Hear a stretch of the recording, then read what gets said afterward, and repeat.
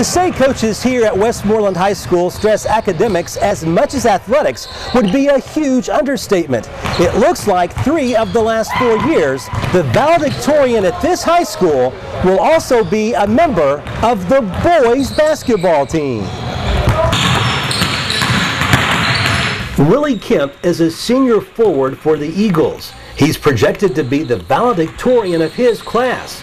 He's learned how to balance athletics and academics. It's always come naturally to me to study, but it can be difficult. And the nights, like you just said, when you come home at midnight, it's difficult, always.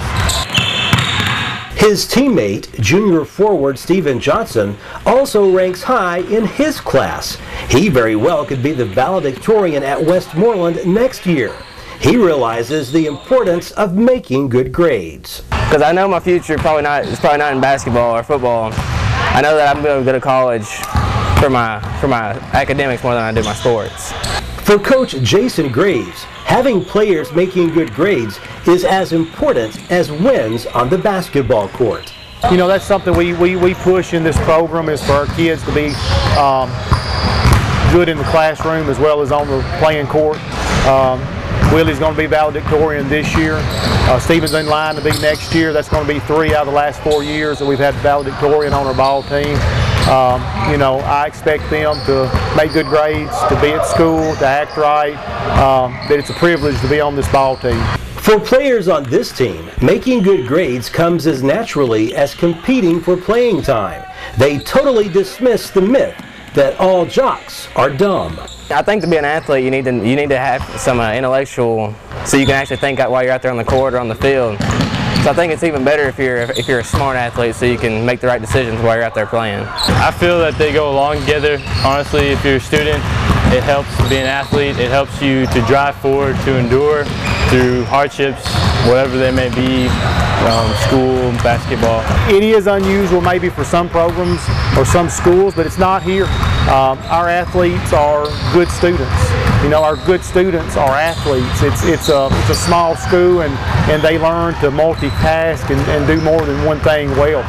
And you know, we've had, even in the past, we've had other kids that were top 10, top 5 on our program, and those are good kids to have in your program. The bottom line at Westmoreland, the coaches want their players to be competitive on the basketball court and win as many games as possible, but at the same time teach their players the reality of life that most of them won't play the sport past high school. Our size of school competition, futures are not in athletics for most of these kids. The kids that play at the next level are exceptional athletes, and we are athletes that enjoy playing, that work hard, we enjoy the game, we do the best we can do, and we always stress, you know, we want athletics to be a highlight of your life, but we don't want it to be the highlight of your life, you know. Be active in other things and find what you enjoy doing. We encourage them to play more than one sport. We encourage them to do other things and to find what they really like to do. No doubt the boys on this team are preparing just as hard for life as they do for their next opponent. While the Eagles hope to soar high later this season, the Westmoreland girls basketball team also has set some lofty goals. Of course, we'd like to win as much as possible. We'd like to do a lot that less mistakes were made in the game and less errors and more baskets shot and made and the percentages go higher, and just overall we just want to accomplish more than we did last year. I'd like to move farther than we did last year. We've been beat by CPA 3 times in the same regional game, so just getting to that point and then moving forward after that.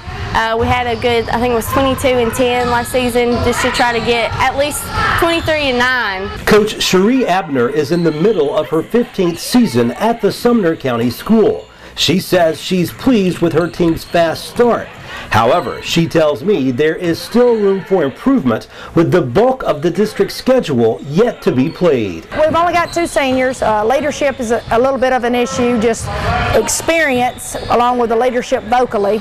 We've got good kids that are, you know, trying to do the right things, but our vocal part is struggling right now, so that's a big issue, and whether or not we're going to be deep on the bench, that's also a concern right now.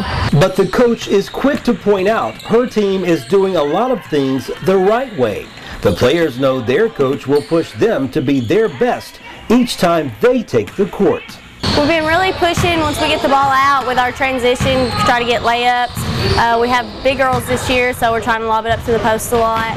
We're working real hard on our press. We do that every day during practice, all day. And pretty much getting steals on the press for easy baskets and staying hard the whole game. Our defense, I think, is good. Our offense, we always can work on offense and getting out of the pressure and ball handling, just little things like that you can always improve on. Most years, the Lady Eagles field a strong team. This season is no exception. Can they make it all the way to the state tournament? You never know. I think with that, you have to be good, lucky, and things has got to fall right. So if we get that combination, we'll have a chance. But, you know, that's the goal. That's the goal every year. But whether we can obtain that, we'll see. So we've got a great start to it, I know. A start that could wind up as a super finish at the end of the season. Reporting in Westmoreland, Barry Hyatt, NCTV.